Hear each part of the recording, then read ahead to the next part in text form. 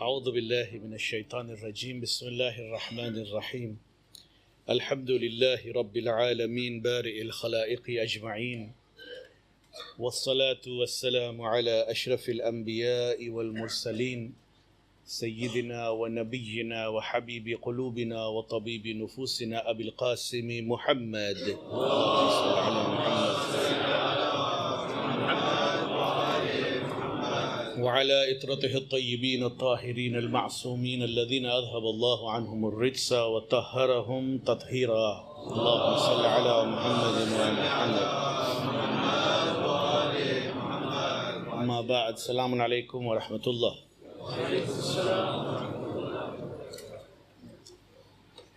Amongst the masail that sometimes people ask about the difference between the terms fidya and kafara. Sometimes you say the fidya for this is this particular amount, and other times the kafara is this particular thing. What is fidya? What is kafara?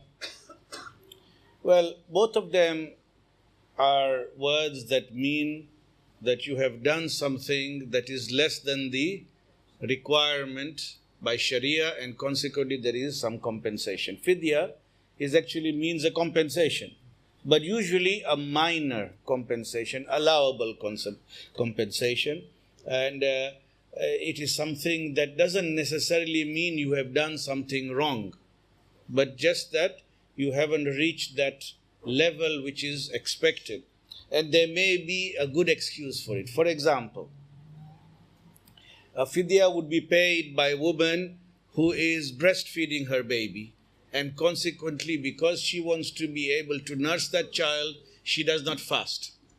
For all the fasts that she does not fast, she will give a fidya of 3/4 kilo of grain, which normally the figure set for it is £1.50 here. So for 30 fasts, if they are missed, it's 45 pounds. For the fidya. That is quite a justifiable excuse not to fast. Or for example, a woman is pregnant. And it is proving to be difficult for her now in maybe advanced stage of pregnancy, and the fasts are a bit long, to fast. So she is excused and allowed not to fast, but she will give fidya for that. Or for example, for any legitimate reason you don't fast, like a woman would not fast in her monthly period. Anybody else would not fast if they are travelers during the fast. They went somewhere for 3 days. Hope they couldn't fast there for those 3 days. They have to give qadha. But they didn't manage to give qadha until the next month of Ramadan came. So, for every fast that was left, in addition to the qadha, they will pay a fidya. So fidya is a compensation, and different people may be liable to this from time to time, depending on the situation. Now, on the other hand, kafara. Now, kafara definitely is a more serious word. Kafara is a penalty for an infraction, for something you have done which you should not have done. All right? And so it is a much more serious penalty than fidya. And also it is the amount you have to pay is not always monetary. Fidya is always monetary. But kafara can be action. So for example, in some cases, the kafara for certain sins is freeing a slave. Now, you will see that in Islam, as an aside note, I'll just say that this idea sometimes of slavery is questioned. And we say, well, why did not Allah subhanahu wa ta'ala from day one bring ayat down to ban something as inhumane as slavery, and allowed it, and it continued for a long time, until it became something that the world itself turned its back on. But Islam did not regulate against it. Well, the situation with slavery is that it is very deeply linked to society, and its link is very complex. It is not for us to sit and say this is something we need to remove overnight. In fact, we know from modern history, relatively modern history, in the Americas, when the North won against the South, they immediately instituted freedom of slavery. South of Americas was keeping slaves. North was arguing that they should be free. So, well, the South lost. Slaves were freed overnight. It was a great time for freedom. However, once that euphoria had worn off, reality kicked in. And the reality was that society was not ready to receive these thousands and thousands of slaves into the mainstream. There was no jobs. There was no infrastructure. They had always relied for everything on the master. Suddenly now they were free, but what next? And so began possibly and arguably an even worse time initially. By initially I mean for several decades for the slaves as free people. Why? Now they went back to the master. The master said, fine, I don't need your help because, there is work to be done and I will pay you. You are not a slave anymore. I will pay you wages. I will dictate the wages depending on market. There are many of you. I will pay what I want to pay. Prior to that, you were my property. If you fell ill, my doctors would treat you. Now, if you fall ill, please don't come to work and you don't get paid. Prior to this, when you became old and you could not work anymore, I would give you a place to retire on my plantation in my land to live out your days. Now, if you can't work, I have nothing for you. Don't come to my door. You go your way. See, there was anger from this side as well, but society was not ready. Islam, though, brings the emancipation of slaves or the release of slaves in a trickle fashion into society in a way that they were absorbed by society. So what Islam did is, first of all, it immediately changed the rules regarding how slaves were to be treated. This was something it brought, that there was a charter on what were the rights of them, despite the fact that they were owned. They had rights. Second, it made it one of the most blessed and full of thawab acts to free slaves. Third, it made it for those who didn't want to free slaves out of the goodness of their heart. There are many sins for which kafara number one is free a slave, including not fasting without any reason. If you decide to wake up one day and say, no reason, the penalty for that is kafara, is freeing a slave, right? Or you decide that there is no reason, but you want to break your fast. You are not hungry, you are not thirsty, but you want to break the fast without any reason, with a halal thing or even a haram thing. There is kafara, which number one is freeing a slave. Of course, freeing a slave is difficult. To find a slave is not exactly going to be easy, if at all possible. So the next level would then be to feed 60 people, 60 poor people, 60 hungry people. Better to feed 60 or sometimes 5 people 12 times like this. But 60 people, that is the second thing. And if you cannot do that, then you fast 60 fasts. 31 of them consecutively, 29 of them after. So you can see kafara is much more serious.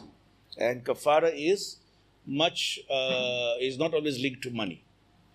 At the time of Sayyid al-Khu'i, as you know, he used to say, if you break your fast with a haram act, like drinking alcohol, or na'udhu billah, indulging in an act that is haram, all 3 kafaras are wajib on you. Yeah, that is, and of course, slaves could not be found, so the other 2. Ayatollah Sistani's fatwa is different. He says, no, I don't make any distinction between breaking the fast in a haram way or in a halal way. If you can call it halal, the act itself is not allowed. Whichever thing you do, you will choose from one of the 3 and you will give that as kafara. But you can see kafara is quite serious, whereas fidya is something that everybody at some point or other will come across. Please recite a salawat ala Muhammad wa ala Muhammad.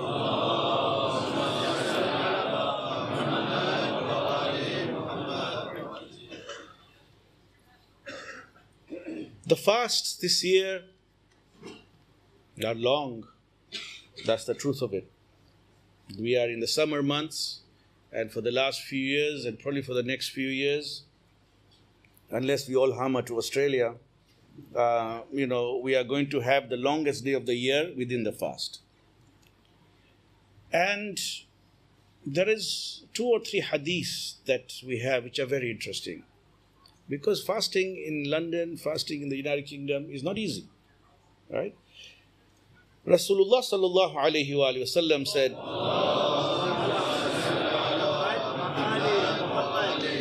somebody asked him, Ya Rasulullah, if I have lots of options, what is the best act I can do? What's the best amal? I have time. What is the best amal I can do? Rather than answering in terms of amal, by saying pray, could have said many things. There are many amal. He turned around and said, Afdalul a'mal ahmazuha. The best act you can do is the one that is most difficult. You choose. You have 3 choices, mathalan. Which is the most difficult for you? If you choose that one, you have chosen the best. Isn't it beautiful? He goes and says, it is how much you are willing to do for Allah subhanahu wa ta'ala. Do not suffice and say, I have done a good act. You see, I have done a good act. Somehow I have obliged Allah. No, it is not the best act you could do. And it may not be something that gives you great difficulty or hardship. So we should not be fooled into thinking that just because the act is bigger than somebody else's act, right? And somebody else gave, 10 pounds. I gave 100 pounds.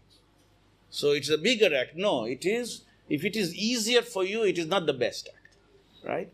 So, Afdalul A'mal Ahmazuha. That's the first thing we should always say.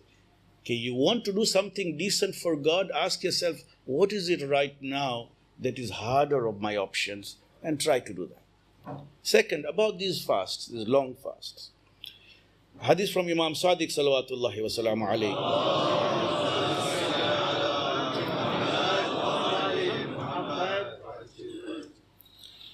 He says, Man sama yawman fil har fa asabahu dham'an wak. When a person fasts in difficulty and in hot days, it's hot at the moment, people are thirsty. Fa asabahu dham'an, and he becomes very thirsty as a result. But he is fasting for Allah subhanahu wa ta'ala. What happens? وَكَّلَ اللَّهُ عَزَّ وَجَلَّ بِهِ أَلْفَ مَلَكٍ. Allah subhanahu wa ta'ala appoints for this one sa'im, one person fasting, 1,000 angels, instructing them, يَمْسَحُونَ وَجْهَهُ. He says, go and stroke their face. Go and stroke his face and her face. Look at how they are suffering in this heat. وَبَشِّرُونَهُ, and give them good tidings, pray for them, حَتَّى إِذَا أَفْتَرَ. And when they do iftar, قَالَ اللَّهُ عَزَّ وَجَلَّ مَا أَطْيَبَ رِيحَكَ.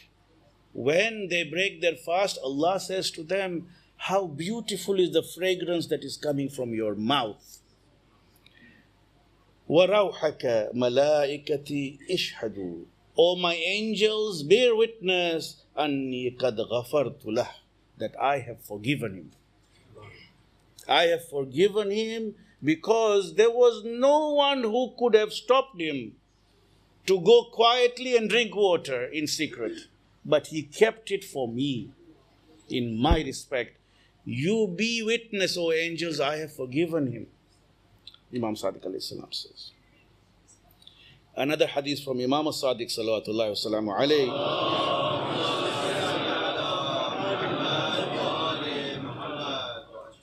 Imam says that if you want to bank for yourself something for difficult days, then what should you do?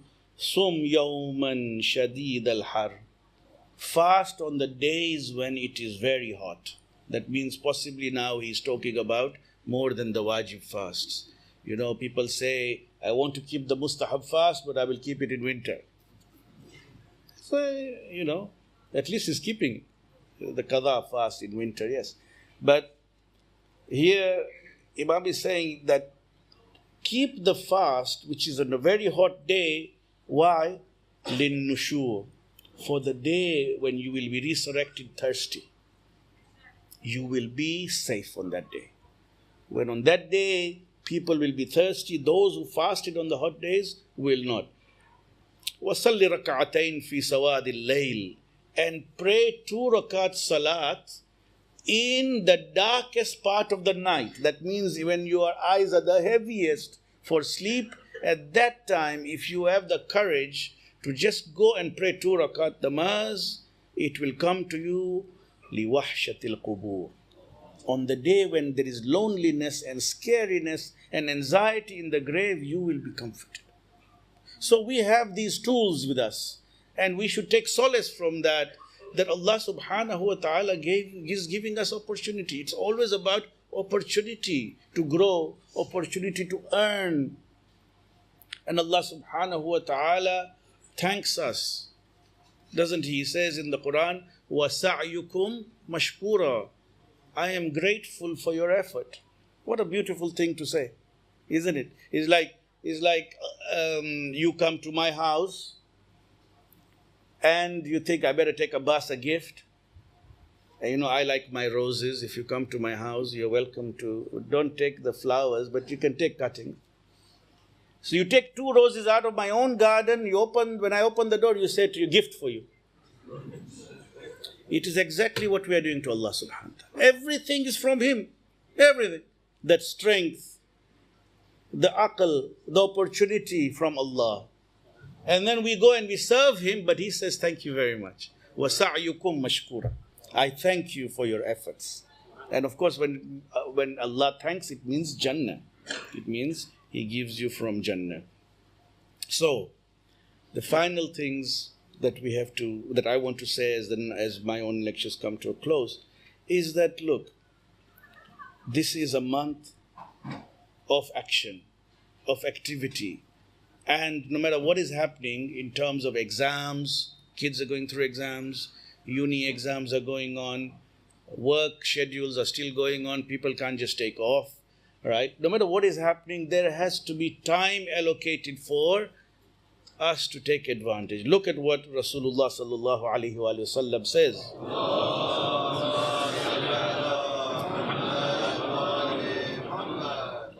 After having said that the nights are the best of nights and the days are the best of the days and the hours are the best of the hours, and then after having said something as incredible as your breathing in this is tasbih, your sleeping in it is ibadah, means what? Means even at 0 state, even if you choose to hibernate in this month, you are still being rewarded by God. Why? Why are you being rewarded in such a liberal way? Because He has invited you to be His guest. In this month, جُعِلْتُمْ فِيهِ مِنْ أَهْلِ كَرَامَةِ اللَّهِ. And you also have been invited, دُعِيتُمْ فِيهِ إِلَى ضِيَافَةِ اللَّهِ, to be Allah's guests. And of course, the higher the power of the host, the more he entertains and gives gifts to his guests. So Allah is giving all that. Now Rasulullah sallallahu alaihi wasallam is saying in Allahumma salli ala,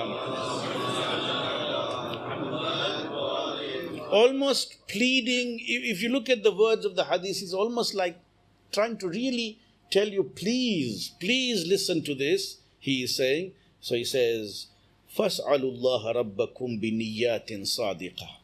So in this month, now that I've introduced it to you, then you turn to Allah subhanahu wa ta'ala with a sincere and truthful niyyah. And say to Him, look, I want from you, because where else will I get?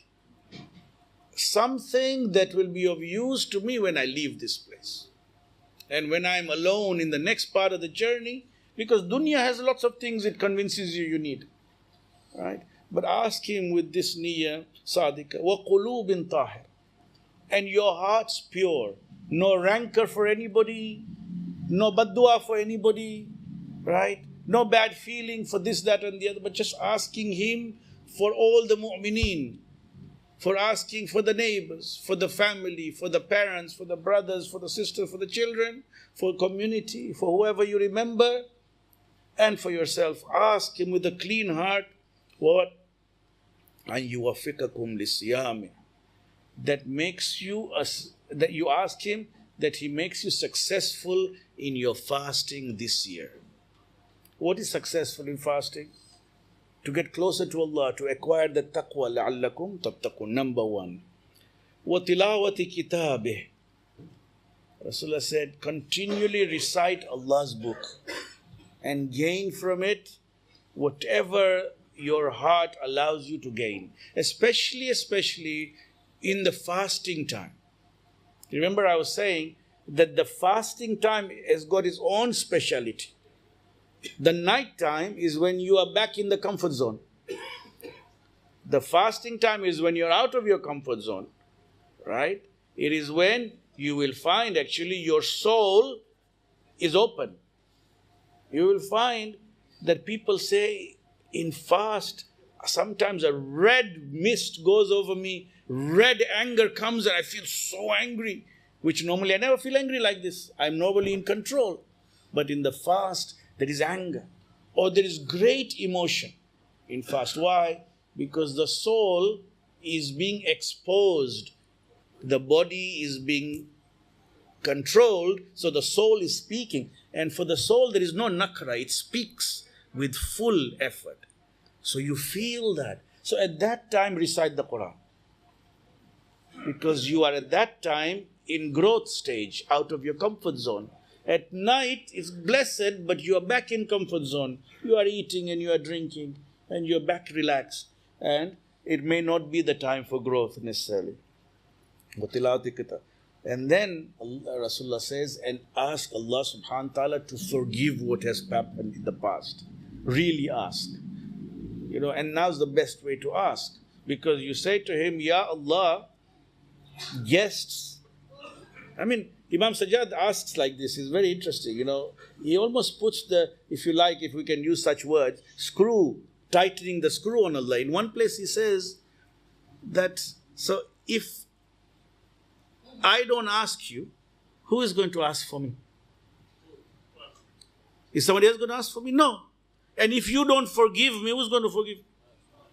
Right? But so we say to Allah subhanahu wa ta'ala in this way, learning from Imam Sajjad, that you called me as your guest. Now I'm your guest. Oh. You called me as your guest and I have haqq as a guest. So I'm asking you to forgive what has happened in the past and give me tawfiq to preserve, to move forward. Because Rasulullah says in this last line, فَإِنَّ الشَّقِيِّ. Verily the most unfortunate, the most wretched, the most neglectful person is the one, مَنْ حُرِمَ غُفْرَانَ اللَّهِ فِي هَذَا الشَّهْرِ الْعَظِيمِ, who is deprived of the forgiveness of Allah. Means what? He doesn't care. He doesn't believe. He doesn't have time to say Astaghfirullah Rabbi wa atubu ilayh with all his heart. So we pray to Allah subhanahu wa ta'ala that let us not be like that. That in this month, in addition to the du'as that we do together, which is very good, and the recitation we do together, which is very good, in 5 minutes we try to make some personal time with Allah subhanahu wa ta'ala for personal improvement, and let 2017, 1438 be the year where we move even closer to Allah subhanahu wa ta'ala. Let us remember our marhumeen with one Surah Fatiha.